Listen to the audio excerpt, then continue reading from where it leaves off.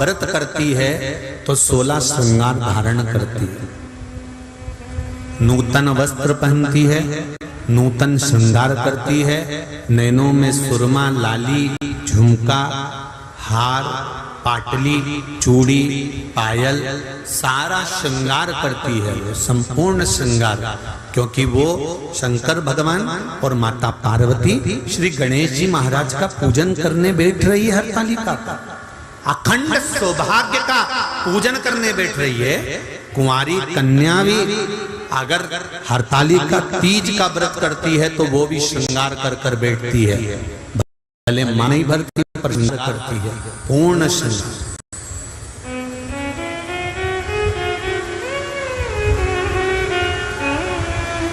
ऐसे वर को क्या वरूं जो जन्मे और मर जाए, वर वरूं मेरा सांवरा तो मेरा चूड़ा अमर हो जाए।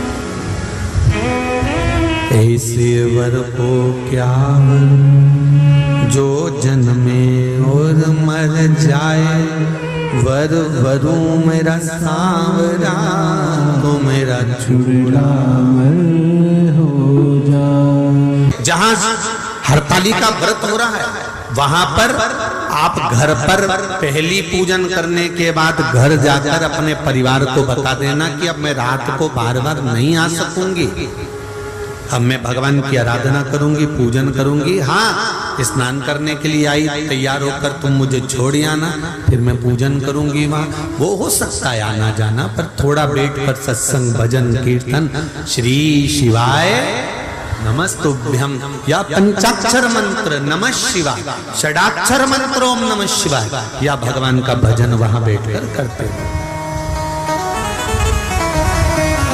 क्रोंच गंधर्व ने गड़बड़ी कर दी, मनोमयी ने शंकर जी की आराधना करी, पूजन करी और अपने पति से कहा, स्वामी स्वामी क्या बात है मनोमयी, एक निवेदन करना चाहती हूँ, बोलिए। क्या आप शंकर भगवान का विसर्जन कर कर आ जाएंगे? हाँ चले जाता हूँ।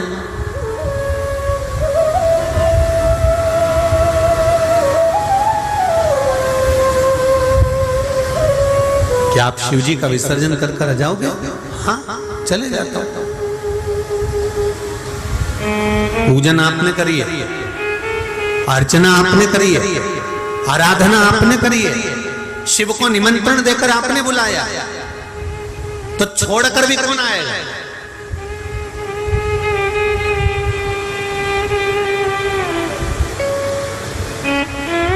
एक गलती हो गई, मनोमयी कक्ष में रह गई, शंकर भगवान को पाटे पर, जो भगवान शिव चौरंग पर पाटे पर केले के पत्ते पर बने थे पूजन जो हुई थी, वो सोबरी ऋषि लेकर चल दिए। ले जाकर सोबरी ऋषि तो जैसे ही निकले, इतनी देर में जो क्रोंच गंधर्व दुनिया को ज्ञान दे रहा था, जो क्रोंच गंधर्व सबको ज्ञान बांट रहा था, अपने इंद्र के सिंहासन के पास में बैठकर देवताओं के नजदीक रहने के बाद भी वो क्रोंच गंधर्व सही नहीं रह पाया। और सोबरी ऋषि की धर्म पत्नी सुबह सुबह जब माताएं आखिरी पूजन करती है शंकर भगवान की, तो माता पार्वती जी को सिंदूर दान करती है। सिंदूर दान कर कर माताएं अपनी मांग में सिंदूर भरती है। हरतालिका तीज कर आप लोगों को स्मरण होगा, आखिरी पूजन में जब माता पार्वती को सिंदूर का दान दिया, सिंदूर अपनी मांग में भरा, भरकर बस मनोमयी अंदर प्रवेश कर रही थी, इतनी देर में क्रोंच गंधर्व उस घर के अंदर प्रवेश कर गया और दरवाजा उसने बंद कर लिया। द्वार बंद करा, मनोमयी को लगा कि मेरे पति विसर्जन कर कर आए। बहुत ध्यान से सुनना जरा कथा था। कई लोगों का प्रश्न रहता है कि हम गणेश जी बिठाते हैं तो गणेश जी के पास में वो चूहा रहता है, ये कौन था? तो ये हरतालिका की कथा सुन लो, आज मालूम पड़ जाएगा कि वो चूहा कौन था।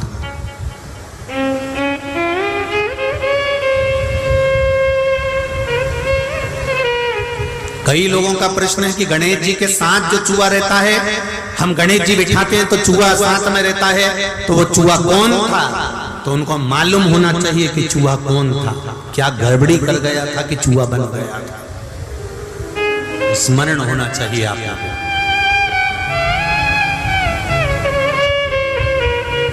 मनोमयी को लगा मेरे स्वामी आए, उसको भान नहीं हो पाया कि स्वामी नहीं है, ये तो क्रोंच गंधर्व प्रवेश कर गया।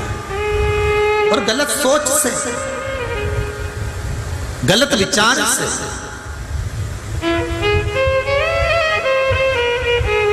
बहुत ऊंचे पद पर बैठ जाना या बहुत ऊंचे पद पर बैठकर अच्छे रह लेना, ये भगवान की कृपा से ही हो सकता है।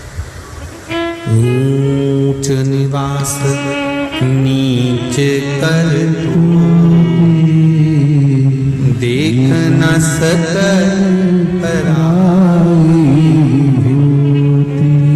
बहुत ऊंची गादी पर बैठ जाओ, बहुत ऊंचे सिंहासन पर बैठ जाओ, बहुत ऊंचे अहदे पर बैठ जाओ, बहुत ऊंचे सिंहासन पर बैठ जाओ, और बैठने के बाद अपनी चित्त, अपनी बुद्धि, अपना विचार, अपनी वाणी, अपनी सोच सही बनाकर रख लेना बहुत कठिन बात।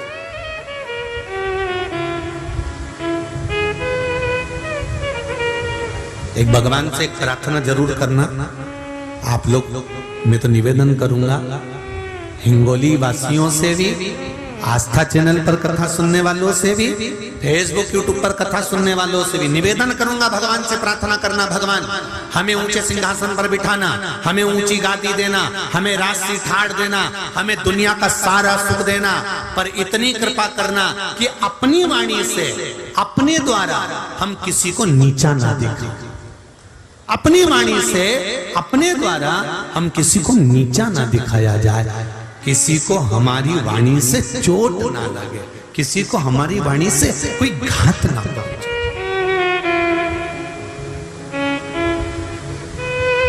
हम कई बार कथा में कहते हैं, आज फिर कह रहे हैं, आपका मन कथा में लगे तो आप कथा सुनो।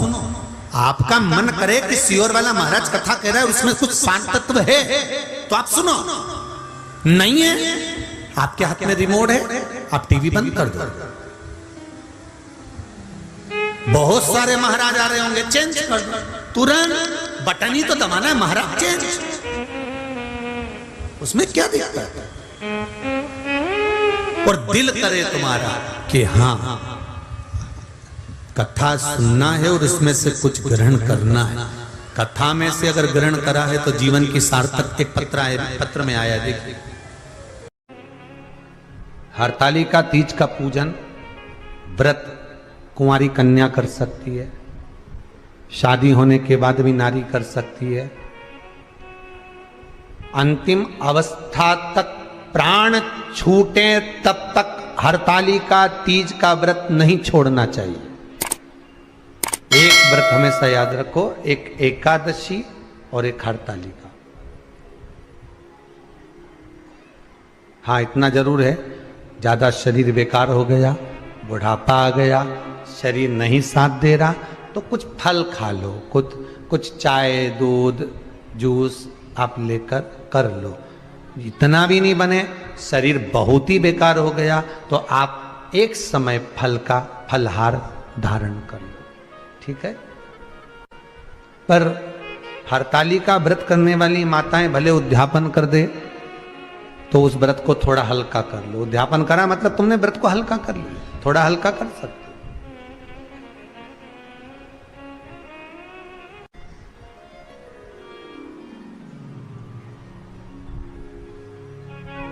हरतालिका तीज का जो व्रत का उद्यापन करते हैं उसमें 5 चीज रखते हैं ना, 5 कपड़े स्त्री के, 5 कपड़े पुरुष के, 5 तरह का अनाज, 5 तरह का फलहार, 5 तरह का फल।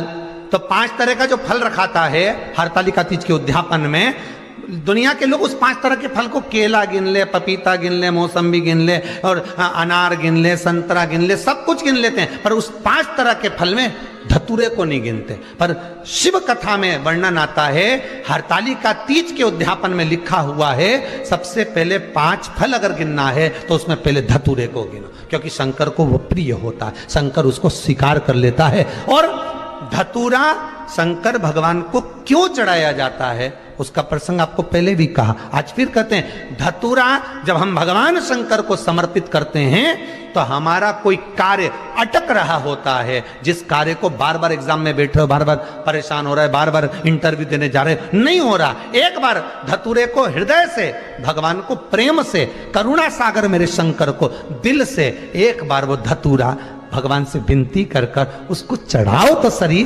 भगवान तुम्हारा कार्य सफल कर देगा। पर दिल से चढ़ाना, हृदय। हरतालिका तीज की पूजन करने वाले को चाहिए कि बालू का, मिट्टी का शिवलिंग बनाना चाहिए।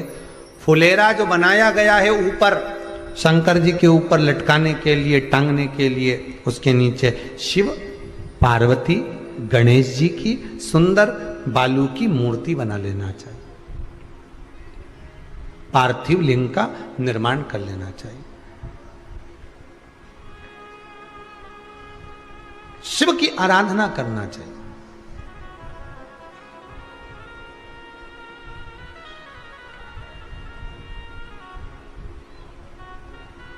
जो फल आपके पास में हो शंकर को समर्पित करना चाहिए, पूजन करना चाहिए, आराधना करो। सबसे पहली पूजन हरतालिका तीज की प्रदोष काल के अंतर्गत हो जाना चाहिए, शाम के समय पर। प्रयास करा करो प्रदोष काल के समय पर पहली पूजन हो जाए तो ज़्यादा अच्छा। पर लोगों की आदत रहती है कि 8 बजे तक, 8:30 बजे तक, 9 बजे तक पहली पूजन करें, फिर दूसरी आराम से, फिर तीसरी, फिर आराम से, फिर चौथी। तो ऐसा सब अपने अपने हिसाब से। पर शास्त्र रीति कहती है कि प्रदोष का जो समय होता है, प्रदोष काल जो होता है, शाम का जो समय होता है, उस समय पर हरतालिका तीज की पहली पूजन हो, जिससे आपका स्मरण चित्त शंकर भगवान में उस घड़ी, उस पल, उस क्षण में आप शिव के हो जाएं और शंकर आपका हो जाए। हाँ, अगर किसी के आने में देरी हो, कोई आ नहीं पा रहा है, बहुत देरी हो रही हो, तो हरतालिका पूजन व्रत वर्णन करता है कि शिवलिंग का निर्माण, पार्वती जी की मूर्ति का निर्माण, गणेश जी का निर्माण और फुलेरा जो बनाया हुआ है, ये प्रदोष काल के पहले बंधकर तैयार हो जाना चाहिए। प्रदोष काल के अंतर्गत फुलेरा नहीं बनना, फुलेरा पहले बन जाना चाहिए। और बहुत विशेष बात ध्यान रखिए हरतालिका तीज की, कि शंकर जी का जो अपने स्वरूप बनाया है, पाटे में, थाली में, चौकी पर, चौरंग पर जो स्वरूप बनाया है, वो पहले नहीं रखना है। पहले क्या बांधना है? फुलेरा। पहले फुलेरा बांधिए, उसके बाद उसके नीचे शंकर जी को रखिए। कई अब जो हरतालिका तीज का पूजन करते हैं तो उनके लिए हो गया, अब दूसरे के लिए भी सुन ले। जो नारी हरतालिका तीज का पूजन नहीं करती, व्रत नहीं करती, साधना नहीं करती, उसके लिए भी कहा गया कि आप अगर ये व्रत नहीं करते हो तो एक कार्य जरूर करना, कहीं पर फुलेरा बंधा हो, हरतालिका की पूजन हो रही हो, 5 मिनट 10 मिनट निकालकर अपने आसपास के किसी पौधे में से पत्तियां लेकर या पुष्प लेकर, 5 वृक्ष की पत्ती या 5 वृक्ष के पुष्प लेकर शंकर भगवान को जब पूजन हो रही हो, 5 मिनट माताएं जब पूजन कर रही हों, तब आप भी उस पुष्प को, उस पत्तियों को शंकर को समर्पित कर सकते हो। ये नहीं चढ़ा सकते तो 5 फल नहीं चढ़ा सकते तो 5 कुछ भी पुष्प आदि का आप शिव को समर्पित कर। पर क्यों चढ़ाया जाता है, किस लिए चढ़ाना चाहिए? तो कहा, कन्या स्त्री अगर मान लो हरतालिका का व्रत नहीं करती, पूजन नहीं करती, आराधना नहीं करती, तो वो कन्या, वो नारी, वो स्त्री, वो पुरुष कार्य तो बहुत करेगा, दुकान भी 4 चलाएगा, व्यापार भी बढ़ाएगा, पर संपदा को जोड़ नहीं पाएगा। 1 रुपए कमाएगा, 1.25 रुपए खर्च वाला काम चलेगा। हस्त नक्षत्र में जो तृतीया पड़ती है, हस्त नक्षत्र के अंतर्गत जो तृतीया का महत्व कहा गया है, वो संपदा को बढ़ाती है, मनोकामना को पूर्ण करती है। इस नक्षत्र के अंतर्गत जो तृतीया आती है, वो मनोकामना को पूर्ण कर कर चली जाती है। इसलिए शिव की आराधना के लिए प्रथम मान्य हस्त नक्षत्र में किया गया दान, हस्त नक्षत्र के अंतर्गत तृतीया के दिन किया गया पुण्य, हस्त नक्षत्र में तृतीया के दिन किया गया श्रृंगार, हस्त नक्षत्र में तृतीया के दिन करा गया अपना सुंदर सिंदूरा, भगवान का आनंद। 5 तरह के वस्त्र, 5 तरह के स्त्री के वस्त्र, पुरुष के वस्त्र, 5 तरह का फल, 5 तरह का अनाज, ब्राह्मण को बुलाकर ब्राह्मणी के साथ आप या तो ब्राह्मण से उद्यापन करवाएं या फिर आप स्वयं भी करते हैं, तो शिव को समर्पित करके ब्राह्मण और ब्राह्मणी को भोजन कराकर वो भाग प्रदान करें। यही हरतालिका तीज के उद्यापन का वर्णन आता है। सुंदर भाव से हरतालिका माता आप सभी की मनोकामना पूर्ण करे। हर हर महादेव की तृतीया